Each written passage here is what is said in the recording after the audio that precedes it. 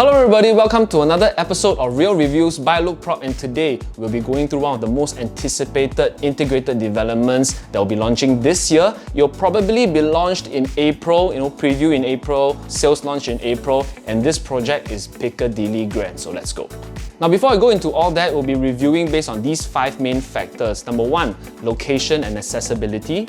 Number 2, development quality and facilities. Number 3, competitive pricing. Number 4, rental yield. And lastly, stack selection. So let's get into the first one, which is location and accessibility. So let's start with the location first. Now the location for Piccadilly Grand is in District 8, right? It's in the rest of Central Region. It's a city fringe area. And it is actually right at Farrer Park MRT, as you can see here. Piccadilly Grand will take this entire space. It is actually an integrated development, integrated with a mall at the bottom. It's a residential unit as well, of course, and also it's integrated with the MRT just next to it. So Farrer Park MRT is actually 2 stops, if you can see here. 2 stops to Dhoby Ghaut MRT, which will bring you to the entire Orchard Road shopping belt. And it's also an interchange for the Red Line and as well as the Circle Line.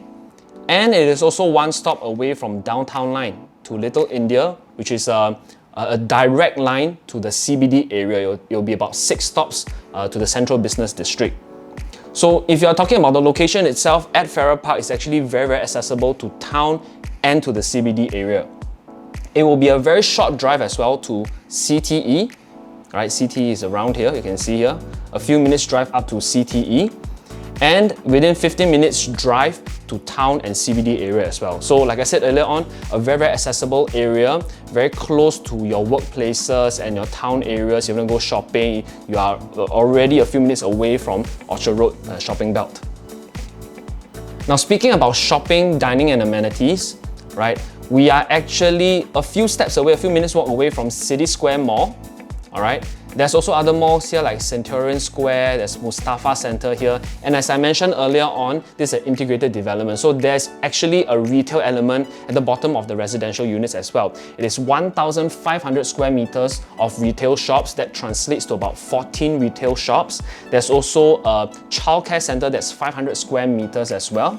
And as mentioned earlier on, very, very quick MRT or drive down to the Orchard shopping belt. So you can really settle all your shopping needs, dining needs, especially all the variety of shop houses around Farrer Park.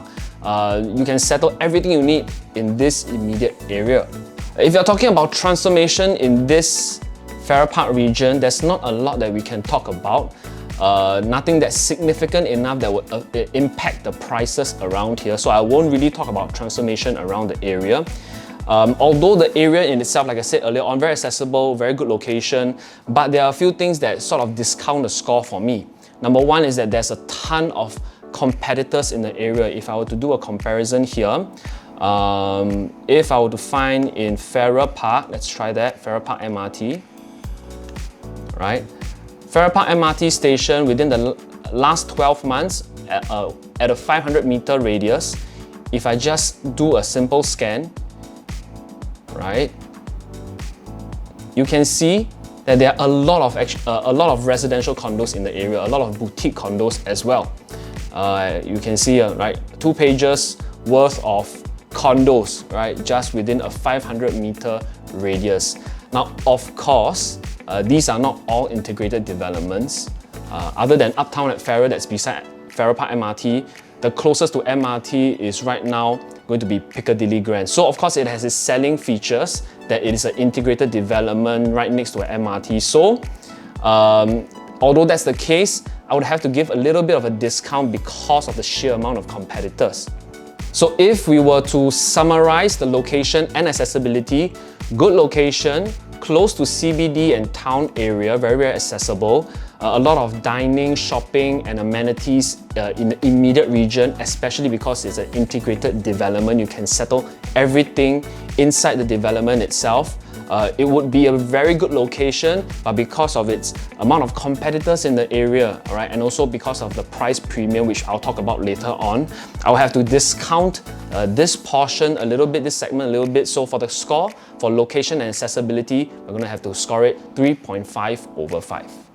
Oh wait, before we continue, if you like what we have been doing so far, please go and like the video and go and subscribe to the channel. It will mean a lot to our team here. Okay, let's go to the next point. Next, we'll be talking about development quality and facilities.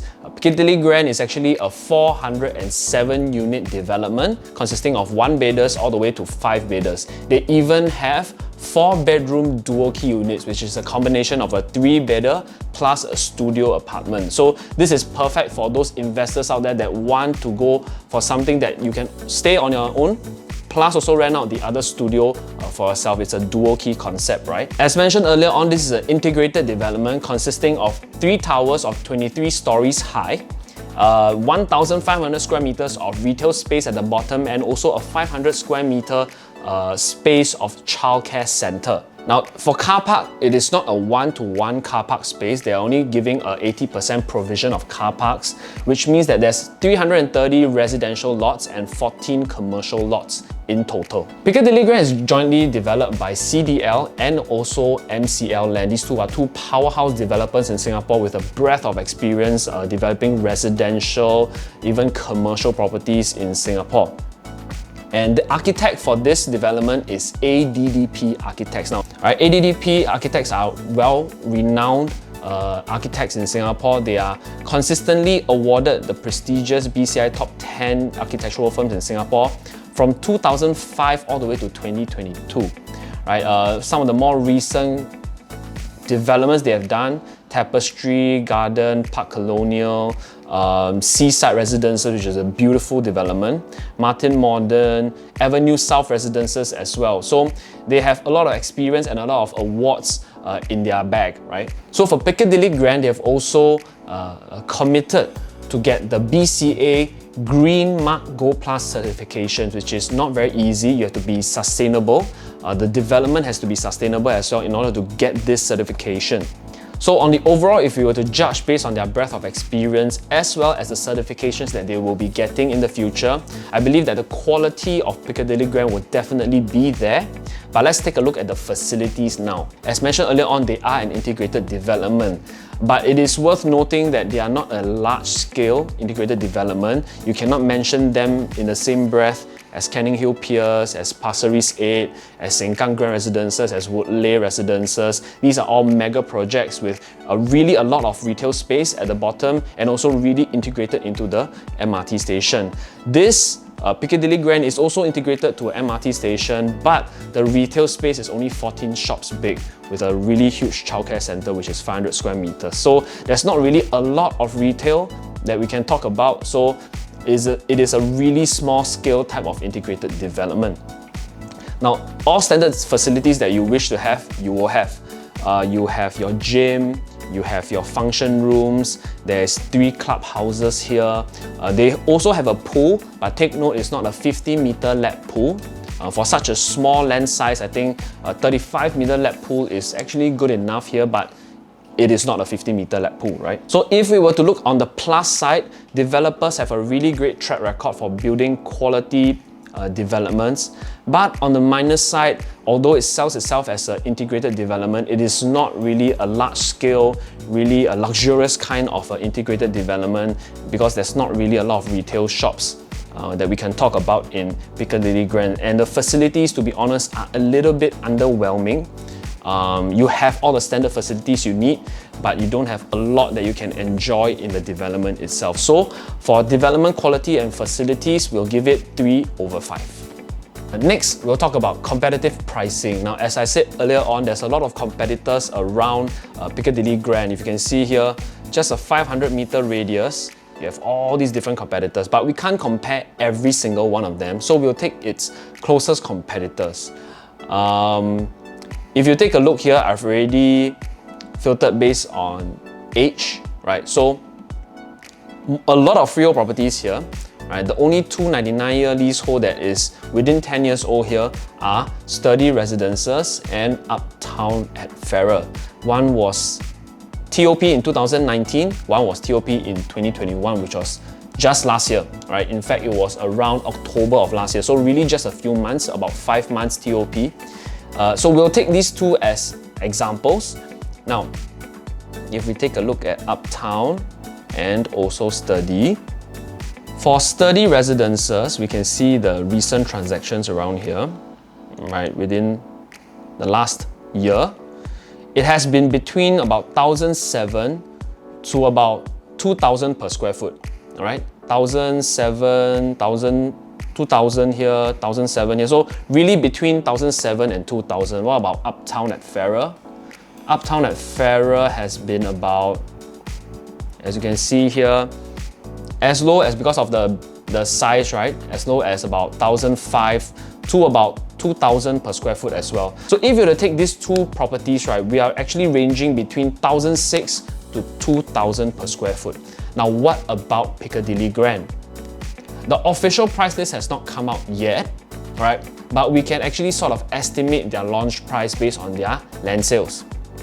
So if you look here, the break-even price for Piccadilly Grand is 1,837 per square feet.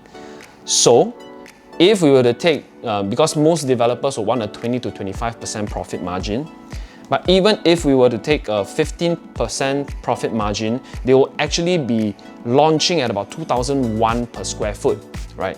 Taking a 25% profit margin, they'll be launching at 2,300 per square foot. So just based on this alone, we can sort of calculate their launch price to be between 2,001 to 2,003 per square foot. All right, that's on an average. So how do we compare here? If Piccadilly Grand were to launch at this price, 2001 to 2003, we would be about 200 to 300 per square foot more expensive than your closest competitors, including Sturdy Residences and also Uptown at Farrer. Now, 200 to 300 per square feet more expensive actually does sound pretty fair for a very new condo. It is actually 6 to 7 years younger than Uptown at Farrer, which is the newest one currently there. All right, so although I say that it is a fair price, don't get me wrong, I'm not saying that it's an attractive price. Piccadilly Grand would definitely be one of the most expensive condos in the immediate area for a 99-year leasehold property where it is dominated by freehold properties there. In fact, right now, if I can show you, there is a very, very popular condo here. You can see the sales volume. Right, take a look at the sales volume. Other than Uptown at Farrer, City Square Residences right now is actually one of the most popular condos in that region. Right, it is a freehold property that was TOP in 2009. Right, so even this has about 38 sales volume in a single year, and if you can see, the rental volume here is pretty scary. It's 567 in a single year itself. So City Square Residences right now is already going at 1,007 to 2,001 for 2009 property, which if we were to take a look at Piccadilly Grand, it will be a lot younger than City Square Residences. So, like I said, it is a fair market price, but it is not very attractive as a price because of its nearby competitors, and also there's so many competitors out there for within the Farrer Park MRT region. A buyer can go to your property in the future and say, let me just go and view 100 other projects in the immediate region, and then I'll get back to you. Right? So in that sense, we'll have to discount the score a little bit on the competitive pricing side as well. So in summary, if assuming that they do launch between 2001 to 2003, I do find that the project will be fairly priced, but it is not so attractively priced, basically because of all the different competitors around them, and also it will be setting the record pricing in the region itself. So for the score for competitive pricing, I have to give it 3/5. Next up is rental yield. Now, rental yield, of course, we have to compare with the closest competitor, Uptown at Farrer, because in terms of distance to MRT, and also they are both mixed developments. Of course, Piccadilly Grand is an integrated development, so they will be the closest competitors to each other. Later, I'll also go through with you Sturdy Residences as well. Although it's much further away from MRT, it's worth looking at its rental yield. Now, if we were to take a look at sturdy residences, we are actually looking at between 2003 to about 2009 per month in rental for a one bidder. For Uptown at Farrer, however, we are looking at least 3001 to 3007 in terms of its rental yield. So, of course, Uptown at Farrer, we do expect it to have a higher rental because of its proximity to MRT. That's why I said we have to compare with Uptown at Farrer to make it a fair comparison. So if we were to assume 3001 to 3007 per month for a one bidder there, and we assume 2001 to 2003 per square foot as the pricing for a one bidder there, we would be looking at a rental yield of between 3.5 to 3.9% rental yield, which is a very good rental yield for any project out there. Due to its proximity to town and the CBD area, it'll be very easy for someone to rent out the unit there as well. However, like I said earlier on, it's the same thing. Because of its amount of competitors in the immediate region, I do have to discount the rental yield a little bit because tenants have an abundance of options to choose from. So, rental yield, the score would be 4 over 5. Lastly is stack selection. Now, we are basing on these factors for stack selection. And based on the site plan that you see right now, these are your ideal stacks, your average stacks, and your not so ideal stacks. Now, a part of the criteria for selecting these stacks as such, right, because of the residential land parcel on the northern side of the development, mainly around here, Worcester Road area, this is actually a residential piece of land. The plot ratio is 3.5 according to the master plan. So there is a potential that this piece of land can build up to 30 stories high or even more. This means that you will actually hinder your unblocked view towards the northern side, so that's part of the consideration as well. Southern views, if you are looking at here, right, because of all the shop houses around here are relatively unblocked, all right, other than maybe this block of HDB here, but relatively unblocked towards the southern side of the development. Now, the western side, you have a primary school there.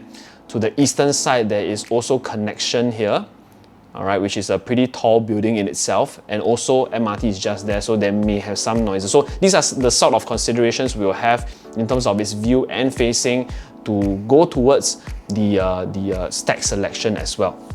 So for stack selection, the score would be 2 over 5. So gathering all the various scores from the various factors, we have an overall score for Piccadilly Grand at 3.1 over 5, which is not a bad score, it's above average, and we hope that this review has given you a bit of indication of whether you should be going for Piccadilly Grand or not.